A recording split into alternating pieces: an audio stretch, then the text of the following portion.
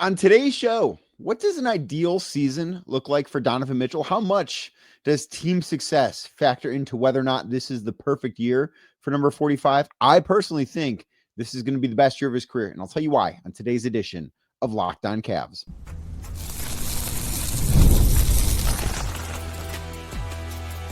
You are Locked On Cavs, your daily Cleveland Cavaliers podcast. Part of the Locked On Podcast Network, your team every day. What's up, everybody? My name is Danny Cunningham, and you might know me from my time covering the Cleveland Cavaliers, places like my Substack, The Inside Shot, Cleveland Magazine, 92.3 The Fan, and a number of other stops along the way. And as we get started here, I want to say thank you to you for making this show your first listen today and every single day. You can find the show anywhere you get your podcasts, Apple, Spotify, or anywhere else. And if you're watching us on YouTube, do us a favor, hit that thumbs up button for us, click subscribe, and hit that notification bell as we get started here so you don't miss the latest Locked On Cavs content, a proud part of the Locked On Podcast Network, your team every day. We are 1 week away from Cleveland Cavaliers Media Day. We are 1 month exactly away from the Cleveland Cavaliers opening up the regular season in New York against the Knicks. Basketball will be here before you know it. We've got plenty to talk about, before now and then. But today I wanted to focus on Donovan Mitchell because as we look up and down this roster, and I'm going to have episodes talking about various different players, and I had one last week talking about a few of the bench guys that are very important to this team, but I want to talk about Donovan Mitchell today because Donovan Mitchell is still going to be the guy on this team. The way I look at this is right now, the Cleveland Cavaliers are Donovan Mitchell's team. They're Donovan Mitchell's team because he, I believe, is the leader inside that locker room. He is the best player on the floor still for the Cleveland Cavaliers. I don't know how much longer that will be true, but as of right now, Donovan Mitchell is still the best player on the Cavs. So as I think about all of this, it gets me to thinking about, okay, well, what does a successful year for Donovan Mitchell look like? What is this season supposed to be for Donovan Mitchell? I think that he is still in his prime. I think actually this year is going to be the apex of his career. I think that this is going to be, as we look back on it, 7-8 years from now, however much longer Donovan Mitchell plays in the NBA, I think that this is the season that we're going to look back at and say, you know what, that was the best version of Donovan Mitchell we ever saw. And that is, of course, some really high praise for one, something that has not happened yet, but two, for somebody the stature of Donovan Mitchell, who has had quite a career to this point, especially considering he's coming off of a first-team All-NBA selection last year. And I'm not sure that he's going to have that same recognition this year, but I still think that this is going to be the best season in Donovan Mitchell's career. And I believe that because I do think he's at the peak of his powers right now. I think that he is still the athletic freak that he's always been. I think that with the amount of experience that he's gathered, especially over these past couple of years in Cleveland, I look at it and say he is never going to be better than he is right now. I think his IQ is extremely high. I think he has grown as a basketball player every single year, whether it's been getting better at passing or better at maybe playing off of a playmaking big man like Evan Mobley, because that's not something he's had throughout his career. I think he's done those things extremely well. And I think that this year is going to be the most well-rounded version of Donovan Mitchell that we ever see, because I still expect that athleticism to be there. I still expect him to be able to get downhill, get to the rim as frequently as he'd like to. I still expect him to be a very, very good shooter from beyond the three-point arc. I don't know how much longer all of those things are going to be at the peak of their powers for him, but I think this year they will. And I think that is one of the biggest things that I look at when I say, yeah, I expect more out of Donovan Mitchell than what we've seen at any other point. And I know that his numbers last year were maybe not as eye-popping as some of his numbers have been in years past. Now, a big part of that is because Donovan didn't play the normal amount of minutes that we're used to seeing him play. He only played 30 minutes a game because the Cavs were in so many games, or 31 minutes a game, because the Cavs were in so many games that he did not need to play, 35, 36 minutes. And that was a full 2 minutes fewer than any other season in his career. He had played at least 33.4 minutes per game in every season of his career. So last year being at 31.4, that's a big reason why his numbers were down. And his numbers were down because he didn't need to do as much as he had needed to do previously. So I do think when you talk about quantifying, well, what does the best version of Donovan Mitchell look like? I think it looks a little bit different than you might have thought it would have 4 or 5 years ago, because he is a ball dominant superstar. He's somebody that you look at and you can say, hey, go get me a bucket. And he can go do it whenever he wants, whenever he's needed to, because he's that sort of offensive talent. He has that sort of offensive game where he can create for himself out of thin air, which is something that we had to see far too frequently in the playoffs against the Indiana Pacers last year because of the condition the rest of the team was in. But I do think that as we go numbers wise, and I'll dive into this a little bit later in the show, I don't think his numbers are going to be much different than they were last year.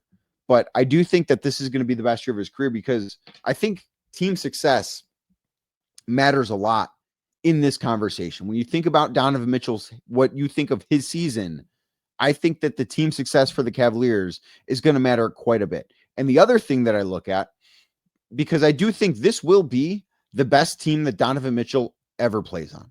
I think this year is his best chance to win a championship as the guy. I don't know what the rest of his career is going to hold, but I think that this year he is still going to be the best player in the Cavs. And the Cavs right now have the second best odds to win the title. They are, without question, a true, legitimate championship contender. They are the favorites in the Eastern Conference. We can go up and down the list of all these things that are expected. I personally, right now, as I sit here and record this on September 21st, I am of the belief that they're at least going to get to the finals. I can't sit here and say that, I think right now this team is going to win the finals. I think I need to see health. I need to see how this team works together, because there are some new pieces and parts that Kenny Atkinson's going to have to integrate here. But I think right now, I pick the Cavs to get through the Eastern Conference, which is, getting back to Donovan Mitchell, something that has obviously never happened in his career. You may have heard that Donovan Mitchell has never been out of the second round. That changes this year, and I don't think that it goes from, Donovan's never been out of the second round to Donovan has never been to the finals. I think that he's going to get to the finals this year, because I believe the Cavs will get to the finals this year. And part of this being the best team that Donovan has ever played on is another thing that might suppress his numbers just a little bit. But I do think too, there is, and I think that this was part of the reason why he received the recognition he did last year in terms of being first team All NBA, finishing 5th in the MVP race. I think all of those things, I think an acknowledgement of, hey, you are sort of taking a step to the side to allow some other guys to go out and have some really big seasons here. I think that acknowledgement was a little bit baked into the voting process. And it's not that Donovan didn't deserve it for his play, because if you do go look at the per 36 numbers, it's right on par with where it's been in his best seasons. But I think when you add in the fact that the Cavs won 64 games last year, and you add in the fact that, hey, Donovan could be doing a lot more, but he is helping guys like Evan Mobley and Darius Garland to take on more so that this team theoretically is ready when the postseason arrives. I think that was baked into some of the awards voting last year. And I don't have a vote. I can't speak for how everybody voted. But as I look at this and look at maybe some numbers that other guys had, but were on teams that were not as successful, I think that is kind of the one thing that I look at and say, well, the Cavs won a lot. Donovan was obviously a big part of that. But also Donovan taking a little bit of a step back was a big part of that too, because it allowed guys like Evan Mobley and Darius Garland to flourish. Now, the other thing that I will say about the other guys that is important to Donovan's individual success is, I think this year, and I will talk about this later this week, and I have talked about this a bunch over the course of the summer. I think that this year, Evan Mobley is going to take another big step forward. I don't know if it's going to be the size of a step that would be characterized as a leap, but I do think Evan is going to take a big step forward offensively. And if Evan does that, if he does take a big step forward offensively, what does that mean for Donovan? It means, well, his numbers might look pretty similar to what they did last year. And I do think that Darius Garland potentially being out at the beginning of the season, and we will, I imagine, find out a little bit more about Garland's condition this week because Kenny Atkinson and Kobe Altman are scheduled to meet with the media tomorrow. So that will certainly be a question that will be asked of those two guys as far as where is Darius Garland at in his recovery process. But I do think that if Darius is not available to start the season, there's going to be a little bit more room for both Evan and Donovan to put up big numbers. But ultimately, I think Evan is going to be such a force offensively and is going to have to be more of a focus for opposing defenses than he was last year, even though he was very good last year. I still think that he's going to be more of a focus. He's going to be somebody that teams need to game plan more to stop. That's going to open things up for Donovan Mitchell even more. Like, I think that there's going to be a combination this year. And this is one of the best things possible for the Cavs. Probably the best thing possible for the Cavs. I think Donovan is going to be at the peak of his powers. And I also think that opposing defenses are going to, outside of his rookie year, I think opposing defenses are going to pay the least attention to Donovan Mitchell that they've ever paid. And that is going to be a great thing for the Cavs, and it's going to be a great thing for Donovan. So part of the reason why I think this is going to be his best year is I think it's going to be easier for him to go get what he wants because teams are going to have to be focused on stopping Evan Mobley. If Darius Garland gets back to all-star form at some point this season, which is admittedly a bigger question mark than Evan Mobley taking a step forward because of Garland's injury. But I think if those things happen, things are going to look really, really good for Donovan Mitchell. And that's why I am not ready to sit here and I want to talk about accolades and stat projections and stuff like that later. But I do think that we will see Donovan Mitchell named to an all-NBA team again this year. And I think that ultimately when we look back on things, and the postseason matters in this, and I want to talk about that next, but when we look back on things, the 2025-2026 season is going to be the best of Donovan Mitchell's career. Now, just how much does that team success matter for Donovan Mitchell's individual success? I think a lot. I'll tell you why next right here on Locked On Cavs. But first, today's show is brought to you by 5 Hour Energy. Caffeine just got a flavor upgrade because 5 Hour Energy shots deliver tasty caffeine in 17 bold flavors. Each 2-ounce shot packs the caffeine of a premium 12-ounce cup of coffee, plus B vitamins and nutrients with 0 sugar and 0 crashes. One of the best things about 5 Hour Energy is just how portable they are. Big taste in a tiny shot. You can take it absolutely anywhere, and you get that boost when you need it the most. One of the other things that's great about 5 Hour Energy is the fact that there's no crash, right? We've all been in a pinch where we've needed caffeine, and you have that cup of coffee and you feel great for a little bit. And then 2 hours later, you feel worse than you did before. That doesn't happen with 5 Hour Energy. 5 Hour Energy, 0 sugar, 0 crashes, really 0 drawbacks here because it is exactly what you should be looking for with your caffeine. So enough with boring, flavorless caffeine. Now is the time to give your caffeine a flavor upgrade with 5 Hour Energy shots. Get the favorites you love or be bold and try something new in store and online at 5hourenergy.com. That is the number 5, HOUR energy.com or on Amazon today. Thank you again for making Locked On Cavs your first listen today and every day. Like I said earlier, you can find the show anywhere you get your podcasts, Apple, Spotify, or anywhere else. Make sure to drop us a 5-star rating, leave us a nice review, and of course, be a friend. Tell a friend about Locked On Cavs. I think that the team success the Cleveland Cavaliers have this season, more specifically this postseason, matters a lot. When we talk about Donovan Mitchell, we're talking about how good the Cavs can be. And I think it matters more now than ever before. And I think it matters more now than ever before because of a few reasons. One of them is what happened last postseason. Now, the Cavs being knocked out in the second round, I don't think that's something that's on Donovan Mitchell. I think if you go back and watch that Pacers series, was Donovan Mitchell perfect in that series? No, he was not. And I think he would tell you that he was not. But I also think if you go back and you look at that series and see what he was able to do against the Pacers and how he did everything he could to will the Cavs, not only in the later games in that series. I mean, he did it in game 3, willed them to a victory. He did it in game 2 where he had in that game 2 against the Pacers that the Cavs lost, which was one of the worst losses I've ever seen. But that game against the Pacers was one of the best postseason performances in franchise history. Other than LeBron, very few guys, if any, have had postseason performances quite like the one Donovan Mitchell had that night in Game 2 against the Pacers. So I don't think that you put that series, what happened in that series, entirely on him. I think that's pretty unfair, in fact, considering how much he left out there and that he was dealing with a calf injury too.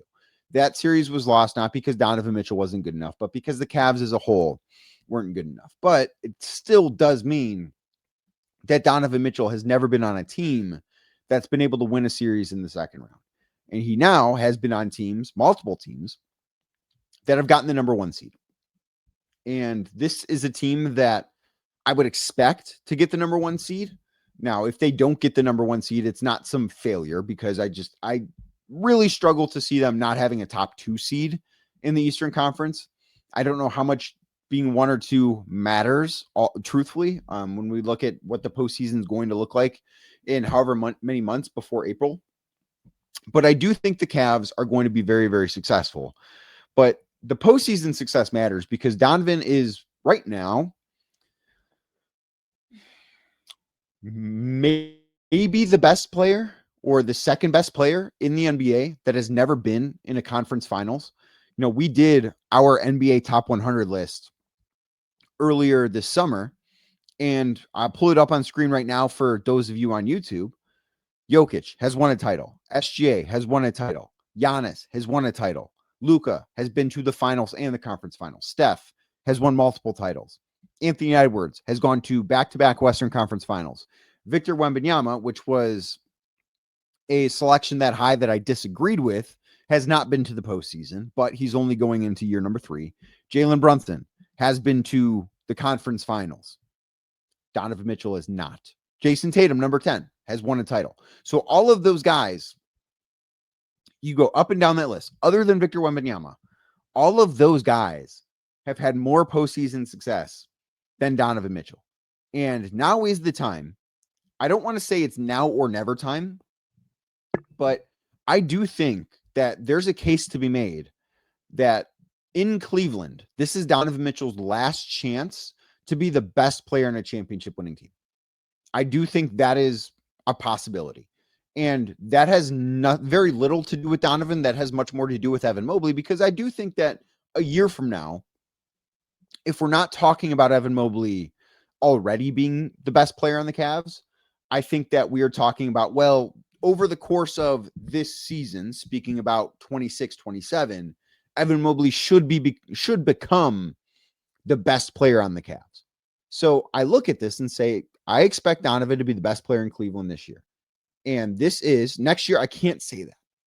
So this is the chance for him to be the best player in a team that gets to the finals, to be the best player in a team that wins the finals, which as you look at his career, he's accomplished a lot. He's a perennial all-star. He's made multiple all-NBA teams.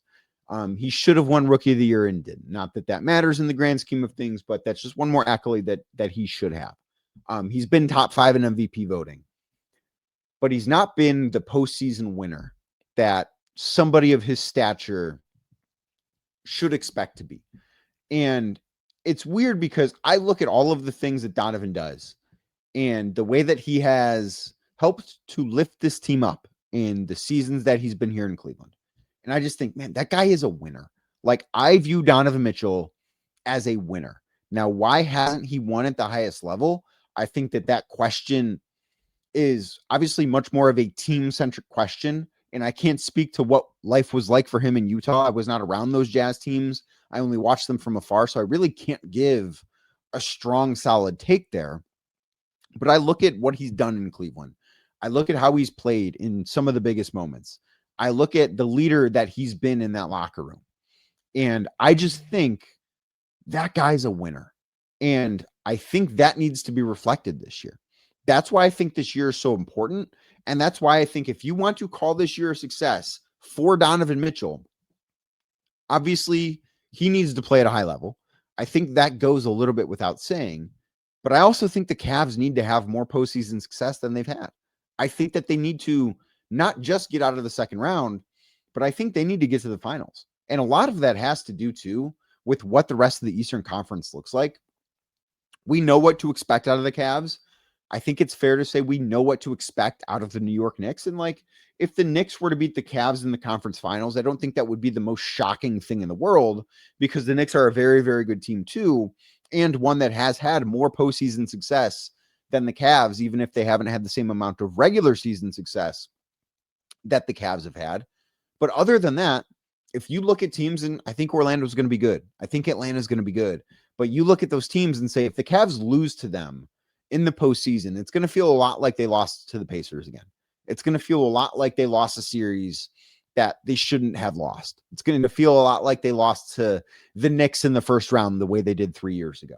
That's what I think a series loss to a team that is not New York in the Eastern Conference would feel like. So I do think that as we evaluate what Donovan's season could or should look like in terms of individual success, yeah, the numbers are going to matter. Like, if he goes out there and scores 15 points a game and just looks like a shell of himself, it changes that conversation. But I just think that there's very, very, very little chance of that happening. I would expect his numbers to be honestly on par, if not a little bit better than what they were last year. But given that this is, in my opinion, the last year that we're going to look at this and say, this is for sure Donovan Mitchell's team. And a year from now, maybe Evan Mobley is the best player, but Donovan Mitchell is still the unquestioned leader. That, I think, is a different conversation. I think that's a very interesting conversation, and maybe we'll have it 12 months from now. I don't know. But I look at it right now and say, Donovan's the leader. Donovan's the best player. And the thing that is missing on his resume is the postseason success that comes along with being the leader and the best player on really, really good teams, because he's done it a lot. But that postseason success has not yet followed. So for him, I think this year is all about postseason success for the Cavs. And if that is achieved and Donovan Mitchell just plays to his standard, this, without question, is a successful year for number 45. Now, what exactly should we expect from him in terms of stats? What should we expect from him in terms of accolades? I'm not entirely sure, but we're going to talk through it next right here on Locked On Cavs. But first, today's show brought to you by Monarch Money. Did you know that most people can't name all of their financial accounts or even what they're worth, whether it's 401ks, properties, investments? And when you don't have the full picture of what you're worth, you can end up leaving money on the table, which is the thing that absolutely, positively nobody wants to do. That's why there's Monarch Money. It's an all-in-one personal finance tool that brings your entire financial life together in one clean, easy-to-use interface on your laptop or on your phone, like this one. Monarch built for people with busy lives. And if you've put off organizing your finances, Monarch is for you. Monarch does the heavy lifting for you, where you can link all your accounts in minutes, see clear data visuals, get smart categorization of your spending, and finally feel like you are in control of your money. And you never have to touch a spreadsheet. Touching a spreadsheet, not pleasant, right? It can be annoying. It can be frustrating. It's like, why don't I know this formula? Didn't I learn this in high school? How did I forget? All out the window with Monarch Money. They will handle all of that for you. So don't let this financial opportunity slip through the cracks. Right now, use code LOCKEDONNBA, that is LOCKEDON NBA at monarchmoney.com in your browser for half off your first year. Again, that's 50% off your first year at monarchmoney.com with code LOCKEDONNBA, LOCKEDON NBA. Again, LOCKEDONNBA is the code at monarchmoney.com for 50% off your first year. Thank you again for making Locked On Cavs your first watch today and every day. If you are watching along on YouTube as we keep rolling here, do us a favor, hit that thumbs up button for us, click subscribe, and hit that notification bell so you don't miss the latest Locked On Cavs content. Donovan Mitchell's season this year in terms of stats. Basketball Reference has a per 36 projection for Donovan Mitchell in per 36 minutes. Basketball Reference has him averaging 26.9 points per game, on 9.6 three-point attempts, 20.6 field goal attempts. I think those numbers might be a little bit high. They also have him shooting 37% from three-point range, which is just about where he's been, and 45% from the field. I think that those numbers might be a little bit high, and I think they might be a little bit high because of Evan Mobley. Now, that said, this per 36 is kind of just spot on with last year, so maybe it won't be too far off, especially considering Darius Garland's injury, if he does miss time to start the year. So maybe that is what we should be expecting in terms of statistics from Donovan. But I do think accolades are a more interesting thing to think about. So last year, as we know, Donovan Mitchell was an all-star for the 6th consecutive year. He was an all-star starter for the second straight year in Cleveland. He was first team All-NBA for the very first time in his career. It was the second time he has made an All-NBA team. The first time was his first year in Cleveland when he was second team All-NBA. I felt that year he deserved to be first team All-NBA. I know there was a bit of controversy surrounding that vote. And he was 5th in MVP voting, which is the highest he had finished his first year in Cleveland. He was 6th in MVP voting as well. So this year, I don't expect him to be quite as high in MVP voting. I think that he will still be top 10. I actually think, and I wish there was a way that I could get FanDuel to put odds on this, because I would love to see what it is. It would be quite a long shot because there's so much that would need to go right for this. I think that Donovan Mitchell and Evan Mobley are going to finish right next to each other in MVP voting this year. Maybe Donovan finishes 7th and Evan finishes 8th, or Evan finishes 5th and Donovan finishes 6th. Like, I think that's kind of what this is going to be this year, because I think those two are just going to have terrific seasons together. So I don't know if finishing 5th in MVP voting is going to be in the cards for Donovan. I also don't know that first team All-NBA is going to be in the cards for him again, but I do expect him to, as I just said, 1, be on MVP ballots again this year, and 2, I anticipate that he's going to be an All-NBA caliber player again. That's just who he is. I can't sit here and say that I expect him to be at the peak of his powers and then say, oh, but he's probably not going to, accrue these accolades, because that would not be right. Like, if I expect Donovan Mitchell, which I do, to go out and have the best season of his career, I expect him to be recognized as such. And that's where I think Donovan is at with things. And I expect a lot out of him. I expect a lot out of this team. The Cavs are built for right now, and they're built for right now to win a title, because Donovan Mitchell is a superstar that is in the absolute peak of his prime at this current moment. Now, as I mentioned earlier in the show, we have an availability tomorrow. For the first time in a long time, we are going to hear from some Cavs folks. Kenny Atkinson is going to talk. Kobe Altman is going to talk. They are having their pre-media day availability. They did this last year where I believe their preseason media session was the Friday before media day. This year, it's the Tuesday before. Why? I don't know. It doesn't necessarily matter. And then media day is a week from today. So 1 week from right now, not right now, but right now for you listening to this, will be media day. And then training camp starts a week from tomorrow. 1 week from today, I have a flight booked going to Bradenton, Florida, Cavs training camp at IMG Academy. Basketball is basically back. Very exciting stuff. I know we're all excited. Certainly, I can't wait. A lot of questions for tomorrow. I will be covering things I'm interested in tomorrow's episode before. And then Wednesday's episode, of course, will be things that we learned, which might come out a little bit later on Tuesday instead of Wednesday morning, just because of the timing of everything. It might be good just to get that episode out a little bit early. So there's just some programming notes as you plan out your week with Locked On Cavs. But for your second listen today, go check out Locked On Browns. Friend of the show, Spencer German, talked about somehow the Cleveland Browns won a game. They beat the Green Bay Packers. The kicker hit a 55-yard field goal as time expired. I don't know. I just a loss for words. Did not anticipate that happening. Happy it did. Joe Flacco, probably not the answer, but this defense is legit. The defense is really, really good. So congratulations to the Browns, and go check out Locked On Browns, Locked On Shador Sanders, Locked On Myles Garrett, whatever we're going to call that show with Spencer German. Go make that your second listen today. But thank you for making this one your first listen. You can find the show, like I said earlier, anywhere you get your podcasts, Apple, Spotify, or anywhere else. Make sure to drop us a 5-star rating. Leave us a nice review. And of course, be a friend, tell a friend. And if you're watching on YouTube, hit that thumbs up button as we get out of here. Click subscribe, hit that notification bell. I'll be back tomorrow talking more about the Cleveland Cavaliers.